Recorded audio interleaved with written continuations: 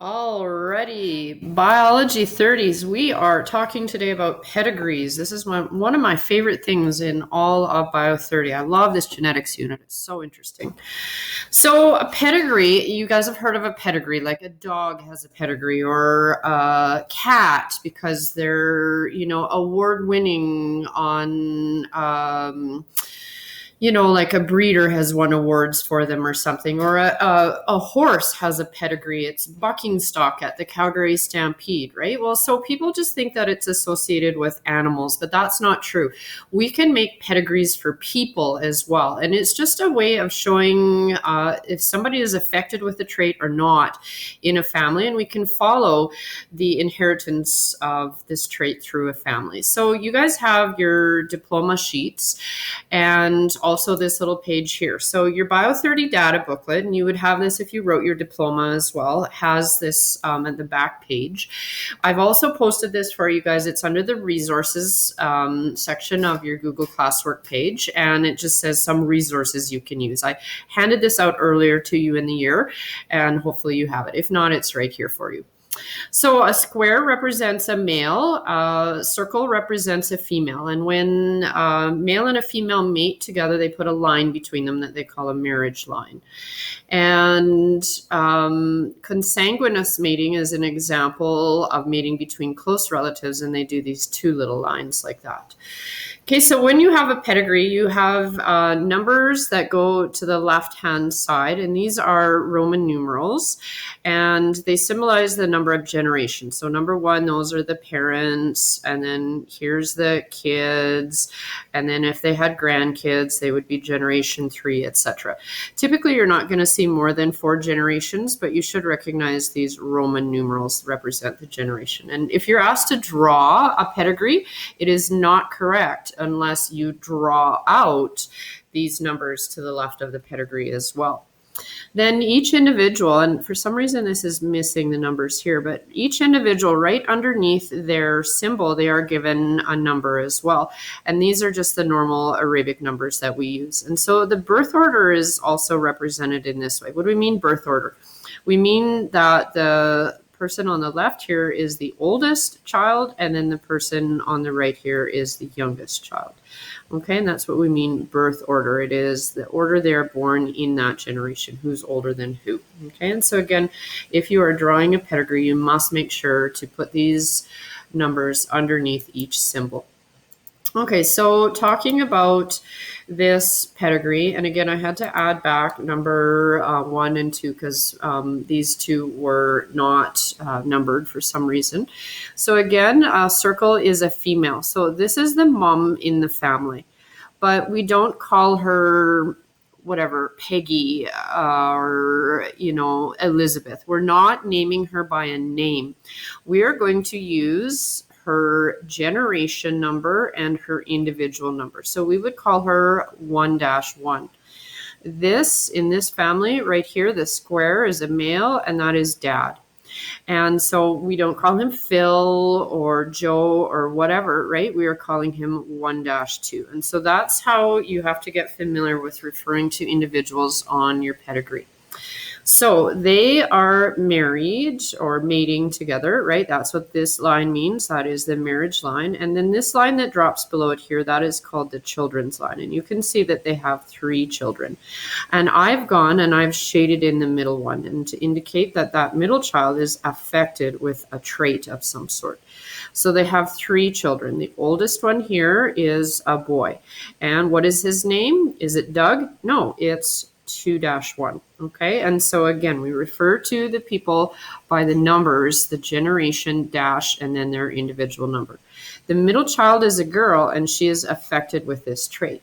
So you're probably wondering, how on earth does the girl get the trait, yet neither parent is affected? Well, that's the whole point of us doing a pedigree analysis. So if you're given a pedigree like this, and it doesn't tell you anything about the pedigree, you are going to be asked to determine the mode or pattern of inheritance. And I'm going to come back to that screen in just a second.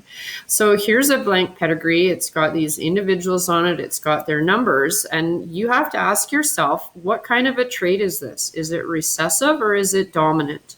And is it autosomal or X-linked? Because you're going to be asked, what is the mode of inheritance? How is this trait inherited in the family? What's the pattern? Is it autosomal and recessive or autosomal and dominant? Is it X-linked and recessive or X-linked and dominant? There's only 4 different ways that we look at in Bio 30 that the pattern or type or way trait can be inherited. And so you'll also be asked to identify phenotypes and genotypes of these particular individuals on the pedigree. So like, what is individual 1-1? Is she homozygous, heterozygous? What is her genotype? Okay, so you'd be asked to determine that. And I'm going to tell you guys how. Just a quick mention, other symbols that you may see. You see them in especially some of the older pedigrees. If there is a strike through the male or female symbol, that means they have been deceased. They have passed away. But of course, their genetics may still be information and a clue that you need to figure out the mode of inheritance. In some really large families where they didn't keep very good records, like maybe back in the day, somebody had like 12 kids or something, and they didn't know that child died at a very young age. There may be a diamond shape like that where they don't know what the sex is of that child, and so they just wrote that for the time being. Okay, so let's take a look. How do we decide, is the trait recessive or is the trait dominant? So first we're going to examine, how do I know that a particular trait is recessive? So always the key point here is it's the opposite of doing a Punnett square. When you're doing a Punnett square, you start with the parents and you work down and you find the kids. We're doing the exact opposite here. We're always going to start with the offspring and then we work up backwards and we figure out what the parents are. Okay, so we start always with the child. So for instance, in a recessive trait, we have a child who's affected with the trait, yet neither of the parents are. So there's an example of this just right here. This affected child, now what's this kid's name? Is his name Bob? No, his name is 4-2. So this is an affected child. How do I know affected? Because it's shaded in. Then I'm working my way up to look at his parents. Well, both of his parents are not shaded in. They're not affected. So how on earth does this child have this particular trait even though his parents are unaffected? And if you look as well, his sister has it as well. His older sister also has the trait. How is it that the parents are not affected, but the kids are? Well, that is what we talk about when we say this trait is recessive. So this affected child has 2 unaffected parents. And if you think about it, the parents must be heterozygous, right? They must carry the recessive allele, even though they themselves don't have the trait. And so they're passing it on to their offspring. So we're going to assign genotypes to the individuals on the pedigree here. And we're going to look through and we're going to use this trait, earlobes. Are my earlobes free? And that's the dominant allele, or are they attached? So every shaded in individual on the pedigree has attached earlobes. So every shaded in individual, you can assign that genotype little e. How did I know that they have the recessive? Well, again, they have an affected child with 2 unaffected parents. Every unaffected child has unaffected parents. So let's look at example 2-2. This person here has at least 1 unaffected parent. Why? Because each of the people who are not filled in have the dominant unaffected allele. So every one of these individuals who does not have a shading, we can write big E something. And then we're going to have to figure out, what is that second allele? What is the big E something?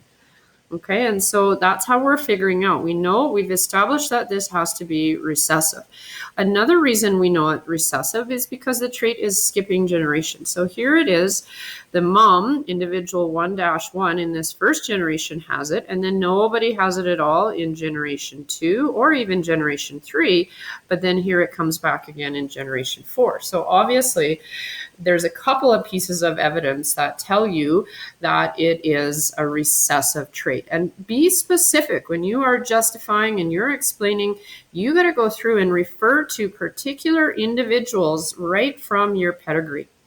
So now how am I going to fill in these other genotypes? I've got all of this stuff here, and how do I know which individual has what genotype? Well, again, I'm starting with this affected individual. Where did this kid get its little e from? Well, one little e came from dad. The other little e came from mom. So now we know what individuals 2-1 and 2-2 are. They both had to be heterozygous. They both carry the recessive allele. That's why this boy and his sister both have this trait, but yet their brother does not. So what is he? Well, we can do the Punnett square. Big E, little e, big E, little e. Now remember, he is not shaded in, so he does not have the trait. This kid and this kid, these two have that little e, little e. We know exactly what their genotype is. However, for all of the unaffected ones in this particular family, we don't know if this kid is big E or big E, little e. So what do? We write both. We have to write both. We don't know. We can't tell by looking at an individual. They have the dominant allele, so they have free earlobes, but you can't tell by looking at someone whether they're homozygous dominant or whether they're heterozygous. They have that dominant trait, but you can't tell their genotype. You can tell their phenotype, but not their genotype. Okay, so next video, I am going to talk about dominant and then X-linked. I don't know how many videos are going to be in this series, but this is video 1 of our pedigrees. And so I'm going to sign off now and take care. Talk to you later.